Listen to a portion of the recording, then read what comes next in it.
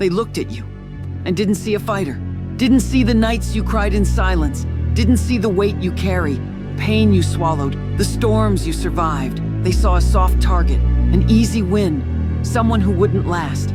They were wrong. How many times have you been overlooked? How many times have you heard, "You're not enough"?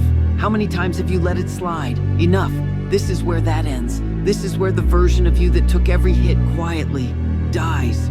You're not just fighting for success, you're fighting for your name, your future, your purpose. And when life throws its hardest punches, you don't flinch, you smile, you step forward because you were built in silence, sharpened by pain, forged in failure. You didn't come this far to prove them wrong. You came to prove yourself right. And now the world will see. When life doubts you, you hit back harder. You weren't born ready. You made yourself ready. Day by day, setback by setback, rep by rep. They think pressure breaks people, but what if you were made for it? What if the weight wasn't there to crush you, but to build you? What if the failure wasn't a stop sign, but a test? What if pain isn't punishment, but preparation? Every time you got knocked down, you got data. Every time you failed, you got sharper. And every time someone said, "You can't," you smiled, because deep down, you knew this story was never meant to be easy. They trained for comfort. You trained in chaos. They wanted applause. You learned to fight in silence. And when life cornered you, you didn't run. You squared up. You don't need perfect timing. You don't need the crowd behind you. You just need the one thing they can't teach.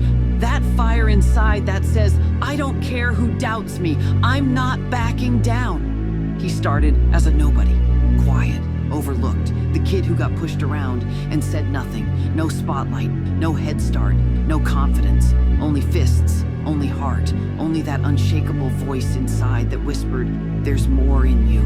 He didn't know how to fight, but he knew how to endure. He didn't grow up with power, but he knew pain like it was family. So he trained, not to prove others wrong, but to finally prove something to himself. They laughed at his shadowboxing. He kept going. They called him weak.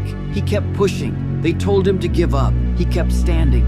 Every scar on his body told a story of days he could barely move, but still showed up, of nights he wanted to quit, but didn't. And the truth?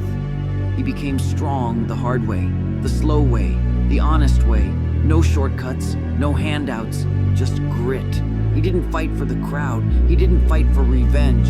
He fought because he refused to be the person who stayed down. And now, he's the reason people believe in comebacks. There comes a moment in every journey, and when the pain gets loud, when the world turns quiet, and the only voice left is yours. That moment decides everything. Not the wins, not the hype.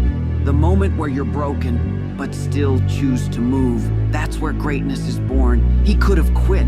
He could have stayed down. No one would have blamed him, but he didn't, because he remembered every time he doubted himself, every time they told him to quit, every time he was knocked down and no one helped him up. That memory, that was the fuel, that was the fire, that was the moment he made a decision. If life hits me, I hit back harder.